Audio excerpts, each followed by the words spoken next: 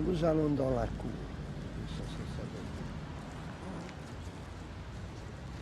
André Kertész avait photographié la Terre entière. Depuis 1925, il revenait sans cesse à Paris. Les rues, comme de grosses aiguilles, lui indiquaient s'il était midi ou minuit dans le siècle.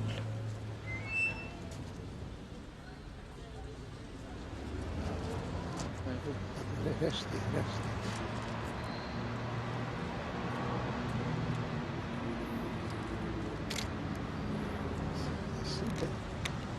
La lente, c'est pas assez longue. Mais restez.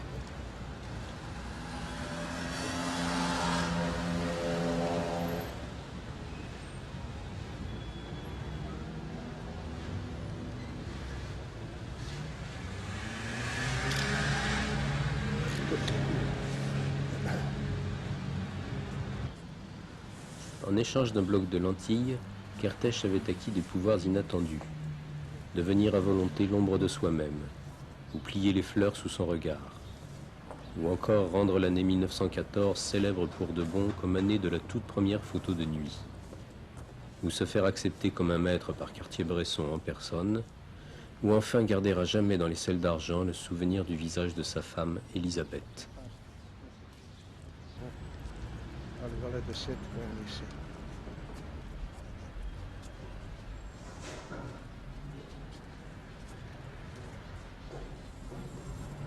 Je vais avec toute cette histoire.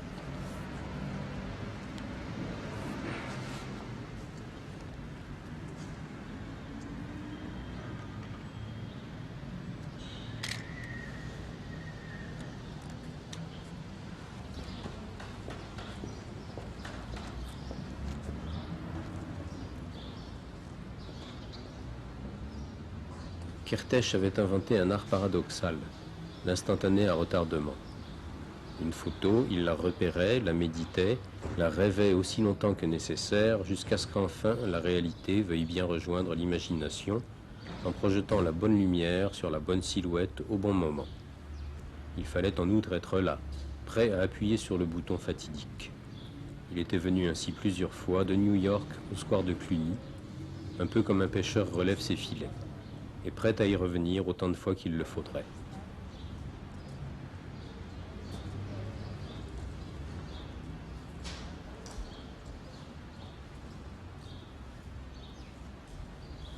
Pourquoi c'est mieux quand il y a de la lumière? Il y a des shadows. À cause des ombres? Des ombres. Il y a des ombres. Comme ça perd. Vous savez, des matériaux très homogènes, c'est très gris. Avec le soleil, vous avez des modulations.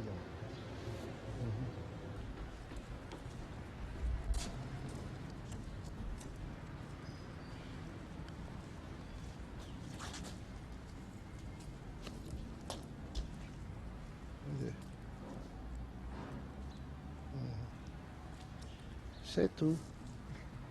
C'est tout ici.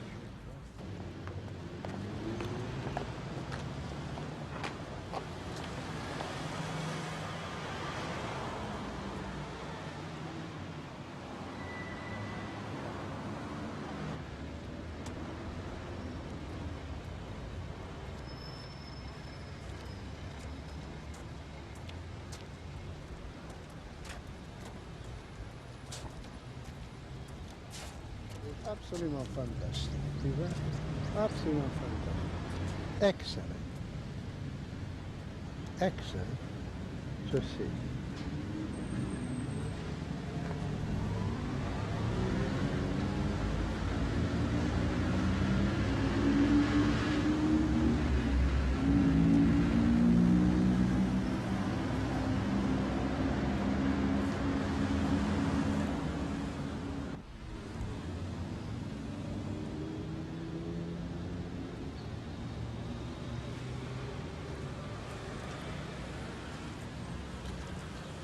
J'ai fait première fois dans ma vie au 25 les chaises de Luxembourg. Oui, c'est ça. Ça, j'ai fait des chairs de Tuileries, des chairs de Champs-Élysées, j'ai fait tout. Tu as fait toutes les chaises de Paris? Oui, ça de 25, non, 26, 27. Oui, ça, une après l'autre. Quand Kertész était là, les maisons prenaient le train. Les fourchettes mordaient leur ombre à belles dents. Les passants projetaient leurs échos sur les murs. Les autobus transportaient des regards. Bien entendu, il appelait cela photographier de petits riens. Mais c'est Robert Doisneau.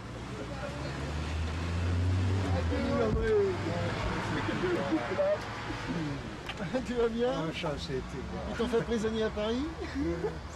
Ces derniers quelques jours encore. Eh ben, Je c'est bien. pars dimanche. Quelle veine de te voir sur le Mais moment, ça! qu'est-ce qu'avec toi?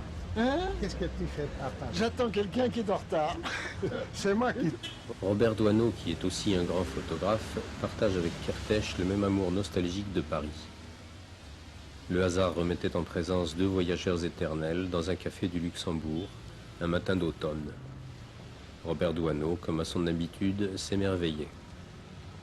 Et vous avez vu le rythme différent qu'il a. Enfin, c'est grâce à ça qu'il fait des images extraordinaires. Il prend vraiment beaucoup de temps pour aimer les choses. C'est pas du tout le vibrion pressé. Hein. Il a vraiment un sens du temps. Je ne regarde pas, je vois. C'est deux différentes choses. Ça arrive, ça arrive. Je ne cherche pas. Vraiment, vous voyez, dans tous les coins, il y a toujours quelque chose qui crée dans vous, quelque chose. Mais ce n'est pas la peine de faire toutes les choses pour image. C'est impossible. Pour moi-même, trop, et pour qui? Vous comprenez? C'est pour qui? Il n'y a pas de raison.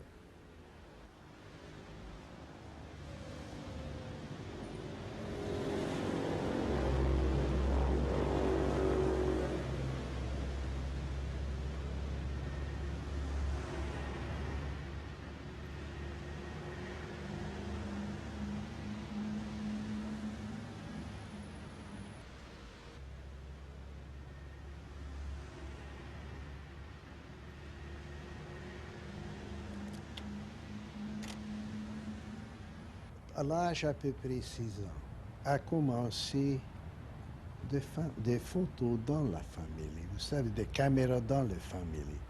Alors, dans la famille Réunion, nous avons une caméra. Alors, j'ai aussi fait push de boutons, etc. Et j'ai décidé plus tard, quand je fais mon argent, après baccalauréat, etc., j'ai acheté deux caméras. Et effectivement, ça c'est ce qui est arrivé. Mais pendant les 7 ans, pas comme une détermination, mais j'ai vu de différentes choses. Oh, ça c'est charmant. Oh, ça c'est charmant. Si j'ai de caméras plus tard, je ferai ça, je ferai ça, je ferai ça. Et sans le savoir, j'ai développé instinctivement une composition feeling, pas seulement, pas de timing tout. Ça c'est de bons moments. Ça c'est de bons moments. Et vraiment, quand à la fin, j'ai commencé en 1912, photographier, mes compositions étaient exactes. C'est vraiment surprenant. C'était exact. C'était bien comme ça, c'était comme ça, comme ça.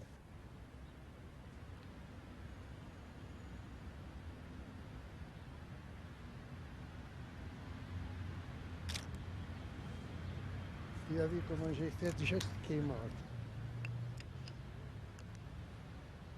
Dans les profondeurs des poches de son imperméable, Kertész dissimulait un nombre insoupçonné d'objectifs, de boîtiers, de filtres.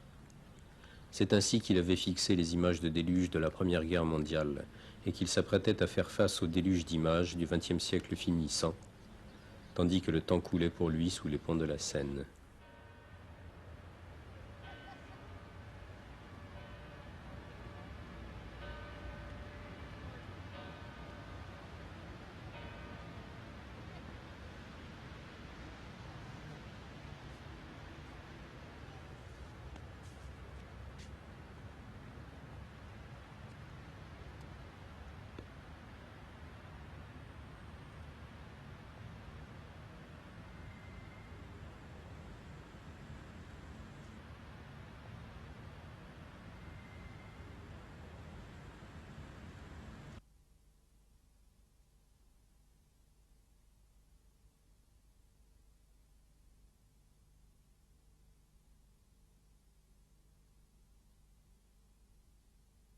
se faire accepter comme un maître par Cartier-Bresson en personne, ou enfin garder à jamais dans les selles d'argent le souvenir du visage de sa femme, Élisabeth.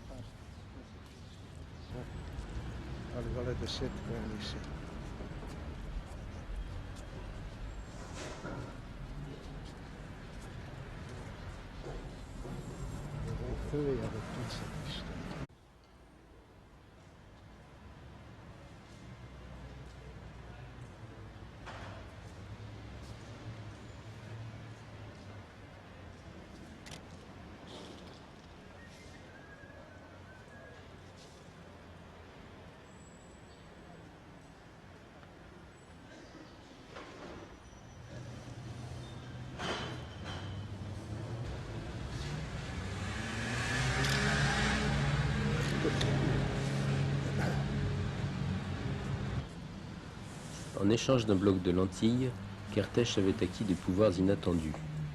Devenir à volonté l'ombre de soi-même, ou plier les fleurs sous son regard, ou encore rendre l'année 1914 célèbre pour de bon comme année de la toute première photo de nuit. La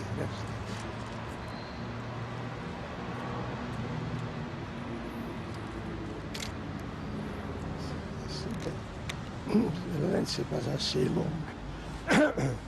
Mais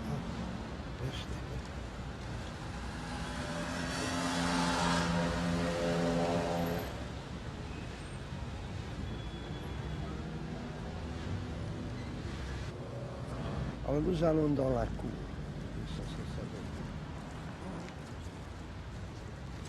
André Kertész avait photographié la Terre entière. Depuis 1925, il revenait sans cesse à Paris. Les rues, comme de grosses aiguilles, lui indiquaient s'il était midi ou minuit dans le siècle.